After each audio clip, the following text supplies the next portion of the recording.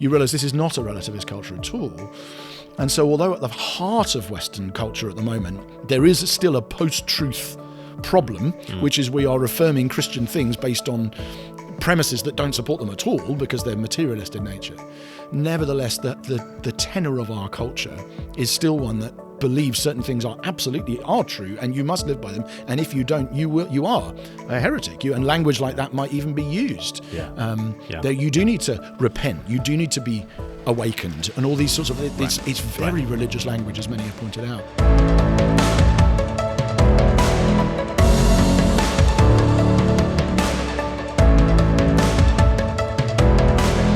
Hello and welcome to Post-Christianity. My name is Glen Scrivener. And I'm Andrew Wilson. And together we're thinking about our cultural moment in historical perspective and thinking about the ways in which our culture is Christian and post-Christian and maybe even pre-Christian. We'll see if we get there later in the episode.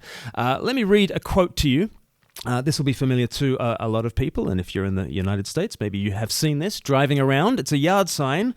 And it says, "In this house, we believe Black Lives Matter, women's rights are human rights. No human is illegal. Science is real. Love is love. Kindness is everything."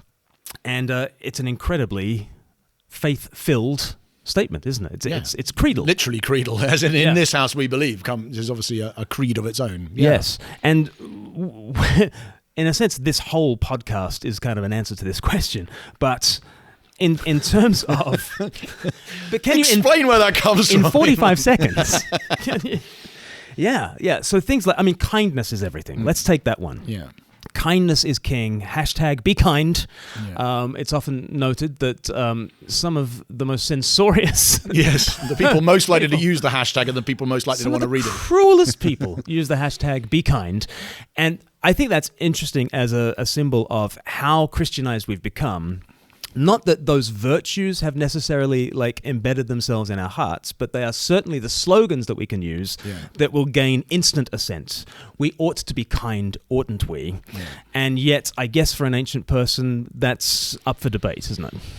Yeah, absolutely. In fact, I think there's a lot of ancient people, as we'll probably touch on in other episodes, would have completely rejected a whole bunch of those things. The idea that compassion or humility or things like that are virtues would be, not just, up for debate. It'd be like, it's not up for debate. It clearly is not a virtue.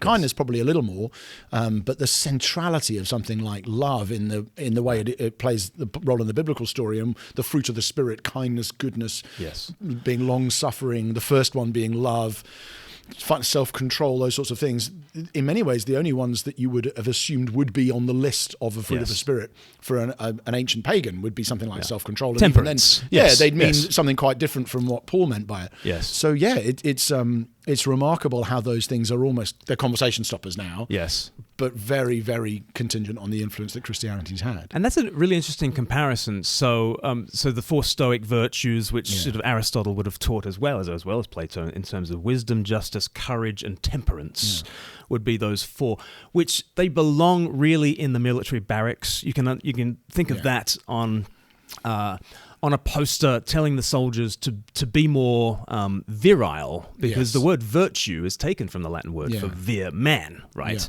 Yeah. It's manliness, it's quite militaristic, whereas you just quoted the fruit of the Spirit.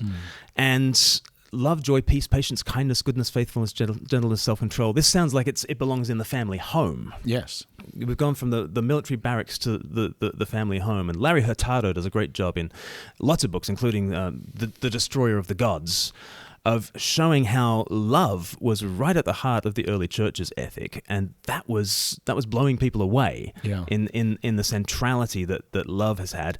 Now it's just a Beatles song, and now it's just love, love, love. Yeah. Is everywhere. So how have we gone from there to there? It's a beautiful irony, because of course the Beatles were the ones who said, we're bigger than Jesus now, but actually of course the songs they sang, so they're often seen, at least in the context of the early 60s, I think people in the early 60s complaining about the Beatles would not have enjoyed returning in 2022 or 2023. But at the time, they were seen as this sort of almost anti-Christian, certainly in North America, by the church. But actually, they are just the most obvious poster boys for how embedded Christian ideals have become, that you could sing love, love, love, love is all you need. And everyone would go, well, obviously, that's the summer of love, all that stuff. Now, obviously, they're putting new meaning into it, but the idea that value was not up for debate and you could say it as a truism and everyone would accept it, it goes right back to Paul and before, even back to the love the Lord your God, love your neighbor as yourself being the summary of the law. So very, very old and Judeo-Christian ideas that have just become normalized to the point that people don't think they're making a theological statement at all. They're simply stating the obvious. But as you say, if you read Homer, you don't get that impression at all. Achilles is not pacing around after Patroclus, and just sort of thinking, oh yeah, well this is, love is all you need. I should just basically forgive my enemies. That's not the dynamic in the story would collapse if that was what the Odyssey was about or the Aeneid. It's just not the way they work. So it is a powerful testimony. How that happened, of course, we're going to say in a large part is due to the influence of Christianity in all sorts of ways, and we could talk a bit more some of the specifics. But yeah, over time, more and more explicitly Christian virtues seep into the culture to the point that those virtues eventually become reasons to object to Christianity, right? Which is where we are now. And that's what's fascinating, that when people complain about Christianity now, they don't complain for the same reasons as they did in the ancient world. In the ancient world, this is insufficiently virile. This is for stupid people. This is for women and slaves, is how they would... Celsus would say, that's what the reason Christianity is obviously for fools is look at all these women and slaves who come. Whereas now you'd say, even though it's it's dramatically more inclusive of, you might say women and formerly enslaved people than the ancient view. Now people would attack it for being oppressive against women and slaves rather than too inclusive of them. And so it's a fascinating transition, and the reasons why people object to Christianity now are themselves Christian reasons. Right. Because love is all you need, and love has only been slightly tweaked in order to mean you need to accept everything everyone does, and effectively the critique of Christianity is a Christian one. Which is a weird... Wow, we're all throwing Bible verses at each other. We've just forgotten the references, and that's the sort of, this is the house that Jesus built. This house that believes these things is inconceivable without the house that Jesus built. Yes. So going back to Celsus, his great critique of Christians, so writing in the 2nd century, was that it was a religion for women, slaves, and children. He identified the chief error of both Jews and Christians was that it was insufficiently. It was far too anthropocentric, far too man-centered. It is not obvious that the gods would put their affections on man over and above the celestial bodies and all the other gods. And why is humanity so front and center? That in Judaism, man would be in God's image, and in Christianity, God would become man. This is a disgustingly humanistic kind of religion, and that's what struck the ancient world, is how humanistic. And again, nowadays we think, humanism is like the enemy of Christianity, is the alternative. I think a Celsus might see things a bit more clearly. That actually, again, humanism is utterly inconceivable without the Jesus revolution. Because a God takes flesh, and there's no higher way of validating a God, the God. Yes. But from a pagan's perspective, your God has taken flesh and has given the biggest possible validation tick to human nature and flesh and matter and physical stuff, as we touched on in the previous episode, but not just physical stuff, but the form of humanity and the idea of being a creature with an upright spine and opposable thumbs and a large cranium, all that's just been given the biggest sign-off you could possibly be given by God. Yes. By both, God has made man in his image, but also God has then taken on that image and in a sense that then the values that flow from it, they love your neighbor as yourself, is you don't just love your neighbor because God tells you to. You love your neighbor because they themselves have a dignity and a value that wouldn't be seen as belonging to human beings in another belief system. Yes. And that in part is just because God himself has taken flesh and said, as James says, with our mouth we praise our God and Father, and then we curse humans who are made in God's likeness. Brothers, this shan't be.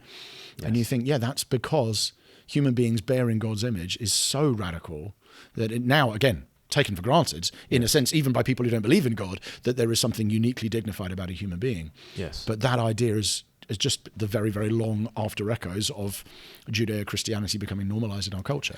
Yes, and the stark juxtaposition of a naturalistic account of the world that says, man has descended from apes. Yes. Therefore, we must love one another. Who's the philosopher who's Vladimir Solovyov? Exactly how to pronounce it, I don't know, but and it's just a remarkable. The non sequitur at the heart of the West is basically you believe man is descended from apes, therefore love one another. You think that conclusion clearly doesn't follow from that premise. Yes, but they're also fervently held, and of course the reason why they can both be held at the same time is because Christianity gives us this belief.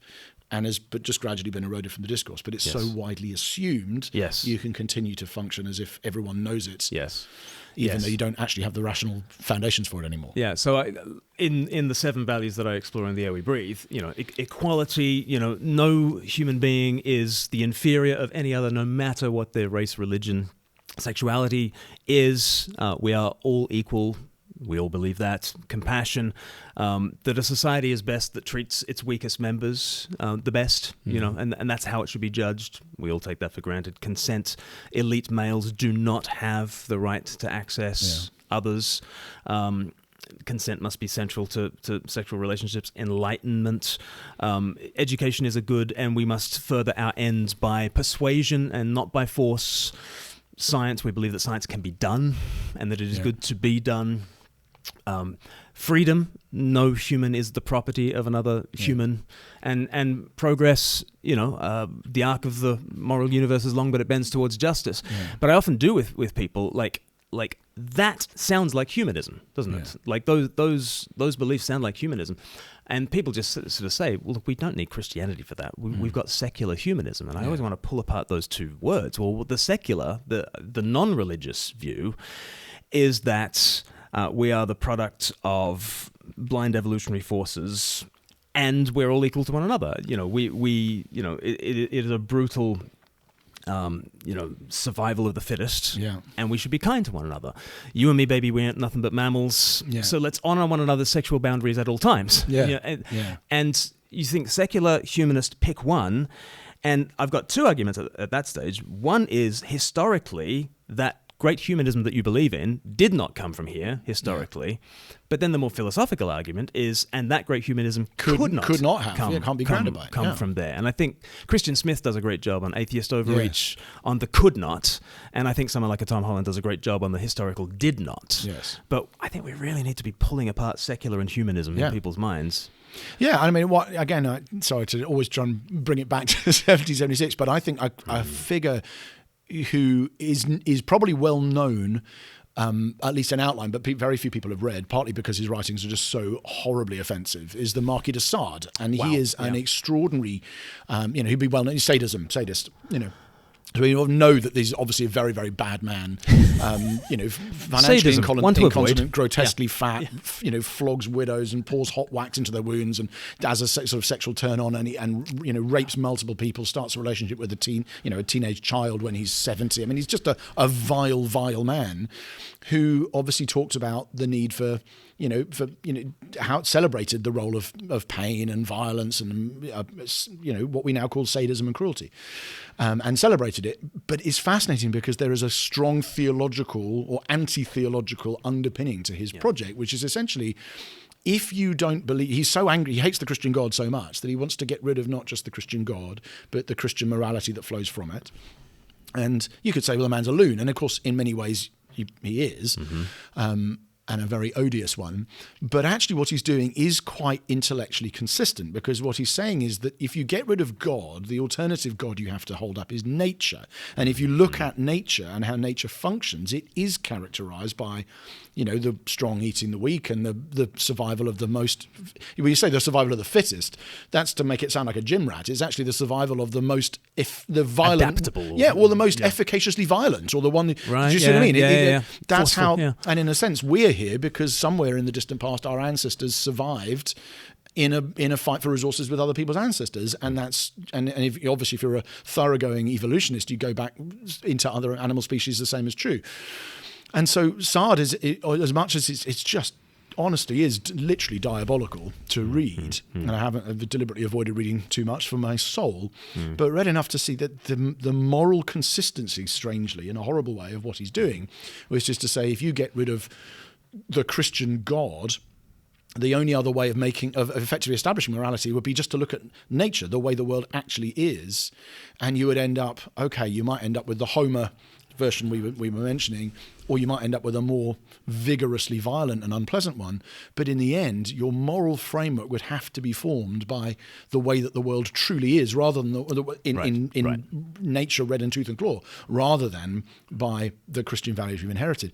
Nietzsche does the same 100 years later, and I think that in some ways they are making the point that this could not have come from, not just that this did not come from Christianity, it couldn't have, because what other foundation do you have other than the way the world actually is to establish a moral framework?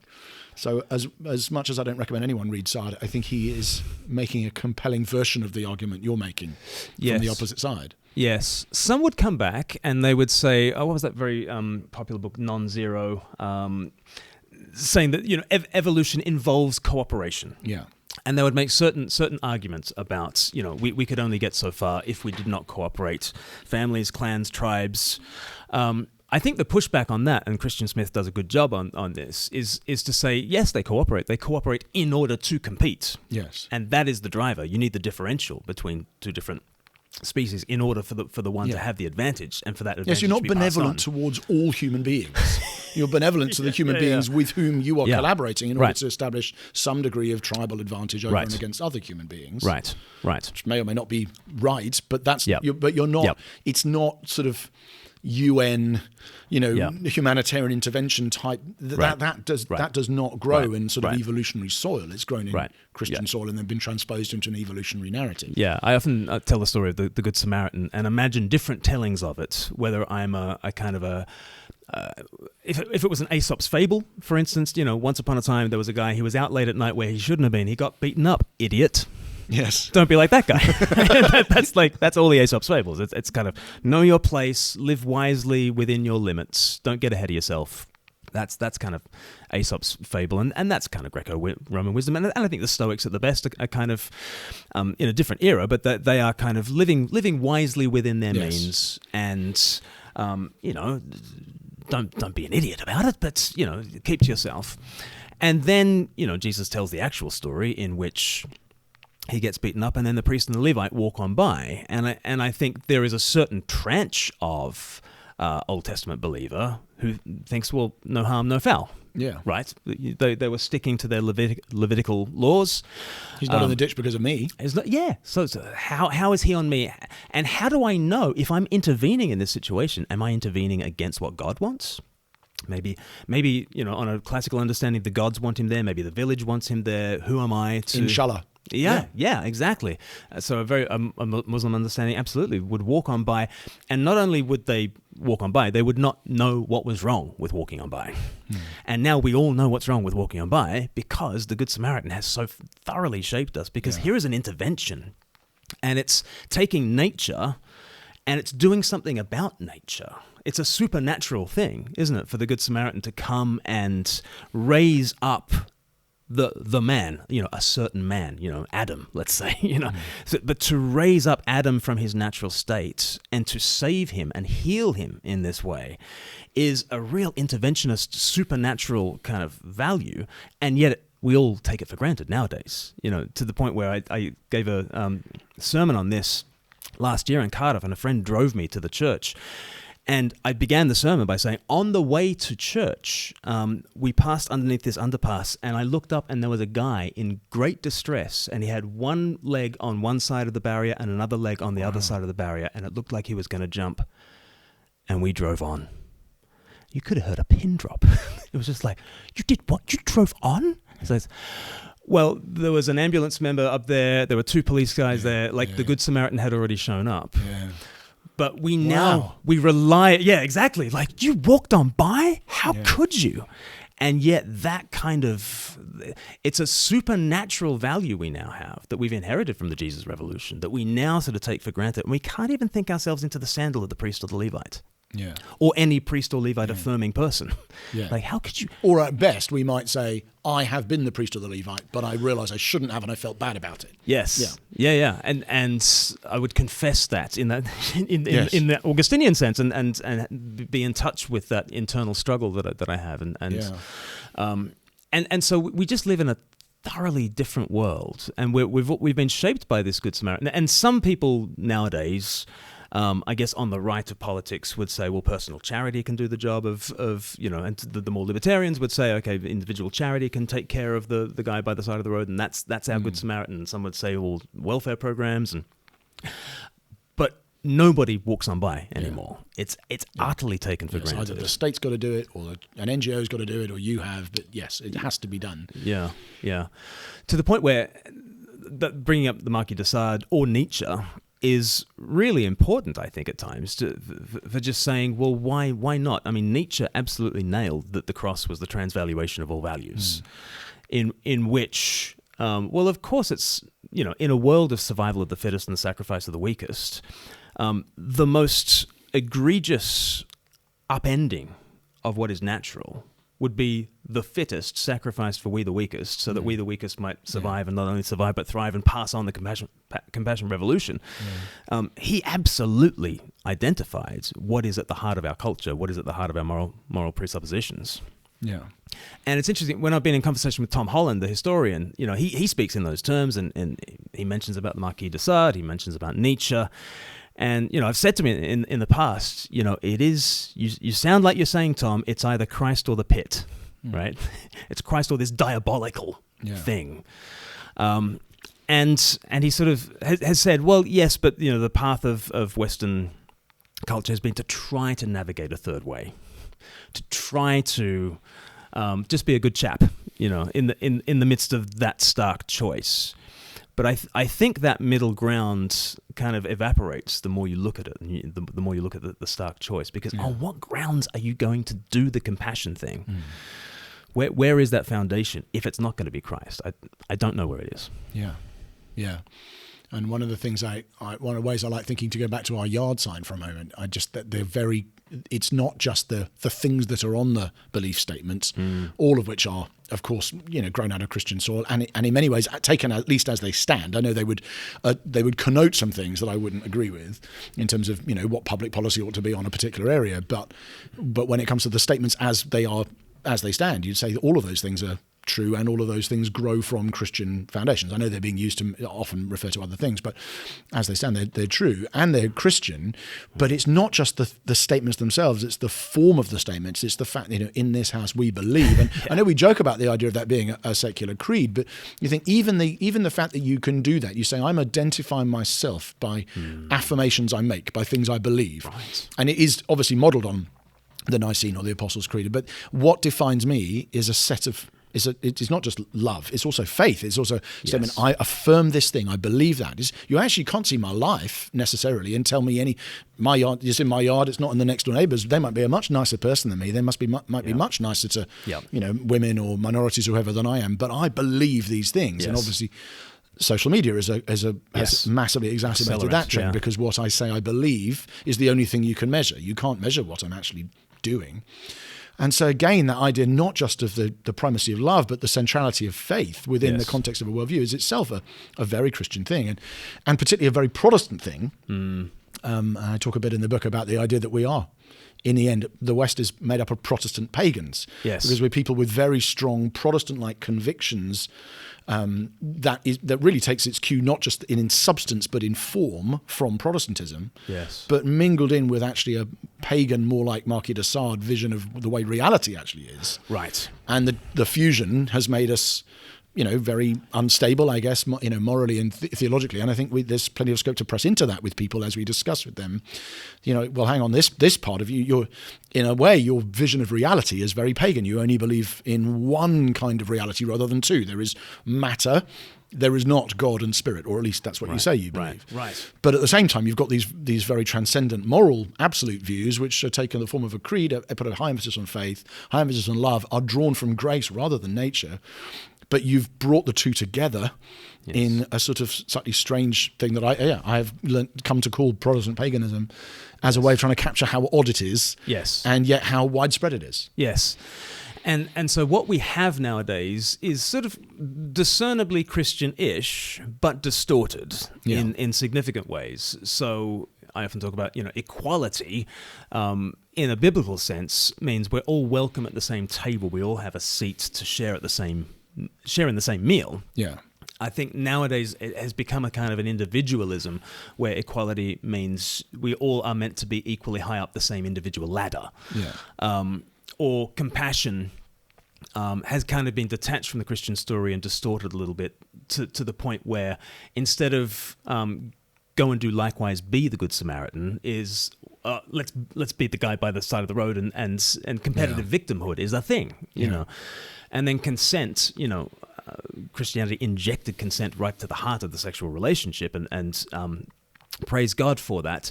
But now it's almost as if there's nothing else now except consent in the sexual realm. And then you sort of weave those things back together again, and you've got individualism, you've got competitive victimhood, and you've got choice being the thing in the sexual realm. And so, doesn't that help to explain gender ideology and all that kind of stuff? And we might think that is incredibly anti-Christian. And I can see, yes, to follow through some of these arguments to their conclusions, you end up in a place that is diametrically opposed to Genesis chapter 1.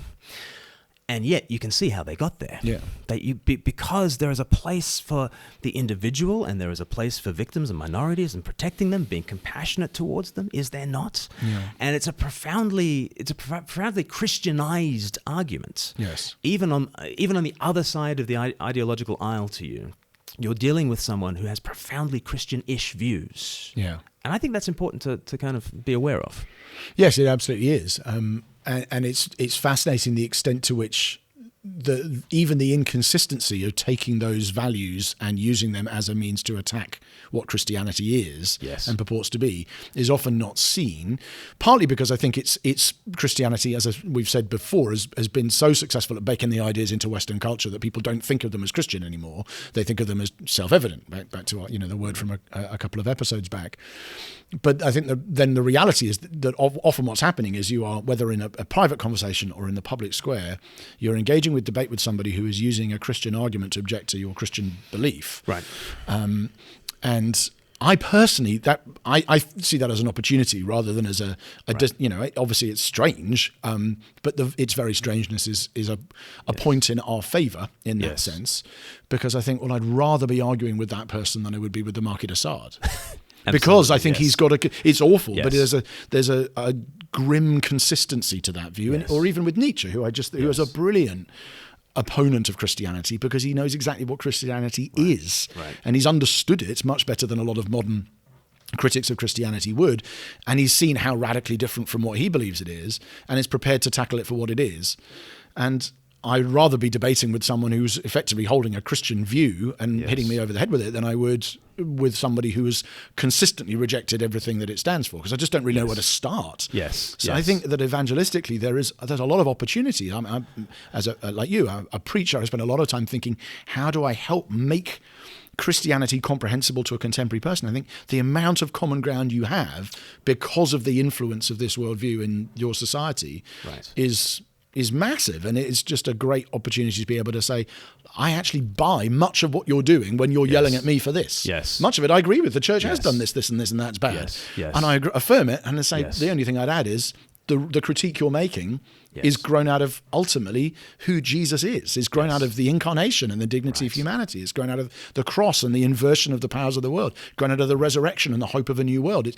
It's Christian creedal in its shape, even as the content has been filled with other things. So I'm quite a fan in that sense. And I think even on some of the most hot button issues imaginable, we've mentioned gender. Let's mention abortion. So here is something that, I mean, the early church absolutely pioneered looking after the discarded infants. that were cast off. The very first manual of midwifery in the first century, chapter 1 of this manual of midwifery, on how to discern the offspring that are worth raising. Because if not, then we know what happened to them, and they would put them on rubbish dumps or throw them down wells and that kind of thing. And Christians eventually started to collect them, and the orphan care and all this kind of stuff. And so the pro-life instincts of Jews and Christians were always weird to the classical world. And, Tacitus even remarks on there's this one Germanic tribe, and they don't actually practice infanticide. Isn't that weird? That's what struck him. But then suddenly Jews and Christians have this incredible pro-life kind of mindset and practice, and they back it up with costly womb-to-tomb kind of care. What's interesting nowadays, because one of the objections to the thesis that we've become Christianized is, well, we'll have a look. Have you seen how many abortions are happening? Like 1 million a week in the world. Have we really become so Christianized? And lamentably, I think our Christianization has not changed our behaviors on this so much, but it has certainly changed our rhetoric and our justifications around it. Because on the pro-choice side, I just mentioned choice, right? Yeah. Okay, consent, right at the heart of female autonomy, the bodily integrity of women and the full equality of women. Abortion is healthcare. What a profoundly Christian thing, healthcare. And so even with something that I think is antithetical to biblical Christianity, it can't get away without Christian premises, without being clothed in some kind of Christian. It's a very thin clothing, and you can press beneath it. But then that tactic of, in those sorts of conversations, being able to say, I see you want to stand up for the weak and the marginalized, don't you? So do we. So on that pro-choice side, you like, what about the women? And you're like, absolutely, I affirm that. Let me stand with you, shoulder to shoulder, in your desire to look out for the little guy. But let's be honest, there is another little guy here. And I think that's one example of how affirming and understanding the Christian-ish kind of values that people have really help you rhetorically to stand shoulder to shoulder with them, to look at and to look at a common enemy, and then to look at your feet and say, now what are we standing on here? And it's the thoroughly Christian thing. Yeah, it is. No, it is I think an opportunity. It's not an easy one always to navigate, because sometimes people are so as I say, the norms are so baked in that people don't think of it as a problem. They take it as a given. So when you say that, you've got that from Christianity, a lot of people's response at that point is, or you have to do a lot of church. Yeah, exactly. I've never been to, well, they might deny it and say, I'm not Christian at all. But if you were to start telling some of the story that we're telling in these conversations, they even then might go, well, a lot of people do. I don't really care. It doesn't matter where it comes from. We've now moved beyond that. And the analogy I've sometimes used is the idea that we are post-Christian in the same sense that we are post-industrial. So people talk sometimes about a post-industrial area of regeneration or something in a city. And in fact, you may have been there. We were together in New York last week, and you had this sort of area here, which is almost like a post-industrial, the High Line, this sort of idea of like an urban garden, that kind of thing. And of course, post-industrial environments are post-industrial because they are able to build on and benefit from the legacy of the Industrial Revolution, and then say, because we've got all of this power and all of this metal and all of this machinery, we are able now to move beyond it and make certain lifestyle choices, like installing a wood burner or going vegan, or because I'm not worried I'm going to run out of calories. I'm not worried I'm going to run out of heat. I'm not worried that there's going to be nowhere to live. Because I've got industrialization, I can move beyond it and dabble in other things. And I think that's how the modern world relates to Christianity. We are post-Christian in that sense. We say, because Christianity has done all this for me, I can now say, I will have some pagan spirituality. I'm going to get this kind of prayer wheel. I'm going to think about the spiritual in this way, or in no way at all, because I'm not worried that my morality will suddenly end up with the Marquis de Sades. Yes. Or I think Game of Thrones is a good illustration of it, isn't it? Game of Thrones is kind of the way morality, what Lord of the Rings would look like if there was no Christianity in it. Yes. And you think, but I'm not worried that Western morality is suddenly going to turn up in Westeros, right? Or Assad or Nietzsche or the Roman Colosseum ripping people to pieces for public pleasure. Yes. And because I'm not worried about that, I feel like I can build on the legacy of Christianity and move on. Yes. And I think that means that people often don't initially see the problem. Yes. But of course, I do think there is a question: what would happen if the Christian capital ran out? Is that a thing? We haven't been in this post-Christian environment long enough to know what happens when it runs out, or if it runs out. Yes. But I think sometimes showing people that heritage, I think it's apologetically compelling and intellectually persuasive. But some people will just go, I don't really care. And I think that sometimes there can be hard work in almost, I know it's language you use a lot, about joining the dots to help them see what it is about Christianity that they actually need to be able to sustain that. And on what basis does this other, maybe fringe group in Western society, but they're going there. Yes. On what basis are you going to say that's wrong? And would it worry you if they did? And you can see flickers of that in the last 5 years in even political movements in the West, which is unnerving enough. So that was a long comment, but I think it's a double observation that there is sometimes a challenge with showing people why it's a problem. Yep. But I think the effort still needs to be made, because otherwise people will assume, like industrialization, that's past. Now it's a new thing. I think you can only do that thing if you've still got this thing. So to say we're in a post-Christian moment does not mean that Christianity is entirely in the rearview mirror and we're in a different kind of unrelated moment, because it's not unrelated at all. It's entirely continuous with the Jesus revolution that has got us to where we've gotten to.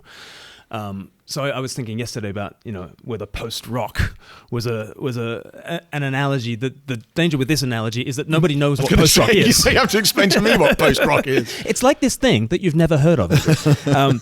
But you probably have heard Sigur Rós, or you've heard This May Destroy You. Yes, the Planet Earth people. Yeah, and as soon as you hear it, you'll understand. Okay, it's a lot of guitars, and there's drums, and with Sigur Rós, this kind of nonsense lyrics over the top, and they've broken down the verse chorus structure. But it's rock, but it's post rock, and what I like about sort of thinking about post Christianity in that sense is that post-rock is a fad, actually. right. And rock, I think, will be a lot more enduring than post-rock has been. I think post-rock is a kind of an offshoot of this bigger, more enduring thing. And I think that's what we've got with Christianity. And the other thing, you talked about sort of joining the dots. I often think in evangelism, what we're trying to do is, when we show people compassion, when we show people that Black Lives Matter, women's rights are human rights, no human is illegal, science is real, love is love, kindness is everything, we're showing them the imprint of the asteroid that has fallen, in our world, and it's a very Jesus-y imprint that they're kind of responding to. And when they see compassion enacted, and hopefully they see compassion enacted in us, so that we don't just talk a pro-life game, but what does it look like to actually look after the least, the last, and the lost in our communities, and to live these embodied lives, and they see compassion lived out and fleshed. They're starting to see Jesus in a really concrete sort of a sense, and I think that becomes very attractive when the alternative is this house believes, and it becomes a shouting match. And I think post-Christian society has become everything they accused Christians of being. This very pharisaical. Yes. Without God, everything is not permitted. Without God, everything is very preachy all of a sudden. Yeah. And so I think there's a real opportunity as well to wean people off the pure dogma of I believe this is my virtue signal, to here is a Christ-like way of life that's embodied, that's rich, that is compassion incarnate. And as soon as you start talking about compassion incarnate, you're on the way to Jesus. That's fascinating, isn't it? Because I think, I'm just processing this idea for the first time, but I think when I was at 20 years ago, university, young adult, whatever, starting to work, I still heard a lot of talk, whether or not it was actually the reality, I don't know, but a lot of talk as if relativism was the defining spirit of the age. Actually all beliefs are equally true. And I think there was some of that, but I must admit that my encounters with friends, obviously many almost all my friends at university were not Christians, and in my first jobs, that I don't think I encountered very much of that sort of relativism in anything like a meaningful. I mean, there'd be people who'd say, "Oh, I'm glad for you," but what they really mean is, "You carry on believing that. If it works for you, it doesn't work for me." But they didn't mean there is no such thing as truth. That wasn't. People didn't. I think there was a spasm of that, perhaps, but it quickly subsided to be replaced by more like, yes, what the preachy, what you call preachy, what I'm calling, Protestant paganism. It's like it is declarative. It's assertive. It's morally confident and grounded in, yes, in a sense of certainty and progress and conviction, and actually it's quite absolutist.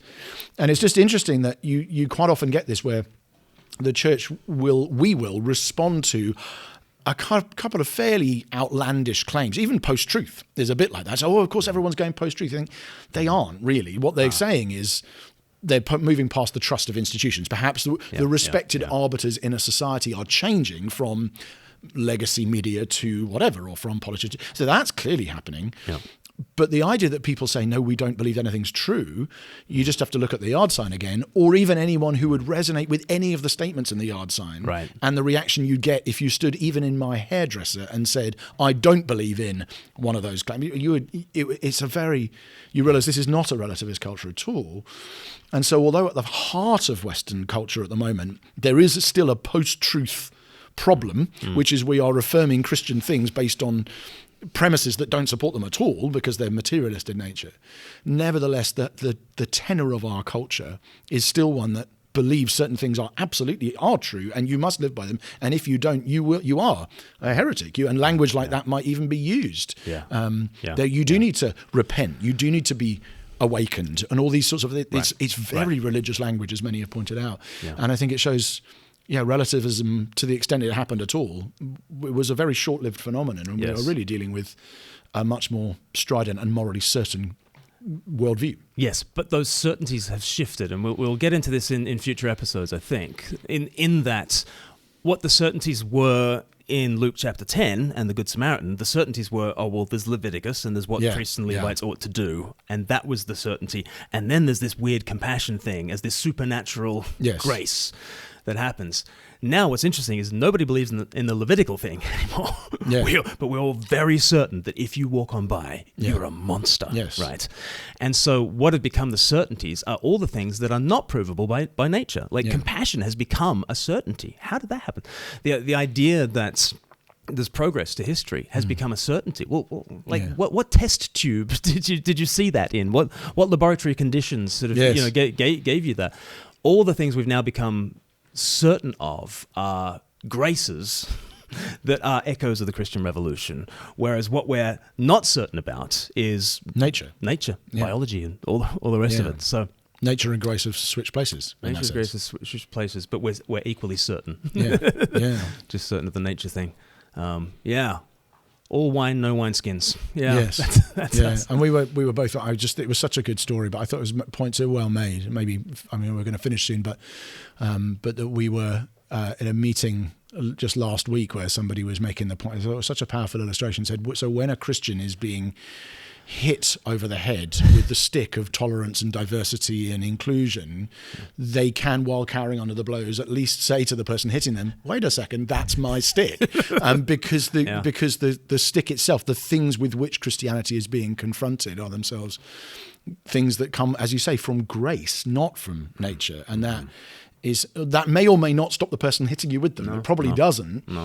But actually there can be something reassuring to understanding that's the cultural dynamic in play here.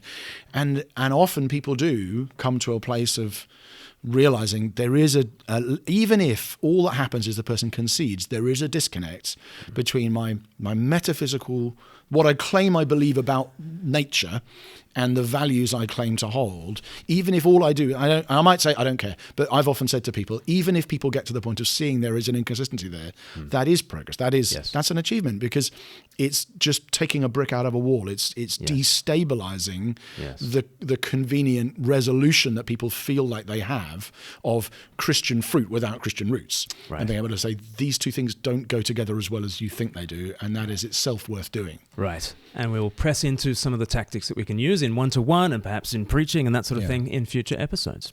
Brilliant. Thank you very much, Andrew. If you've enjoyed this episode, please do be sharing it on social media. Perhaps give us a rating and review on your podcatcher of choice, and that would really help us to get seen. But Andrew Wilson, thank you so much. Thank you, Glenn. And we'll see you again soon.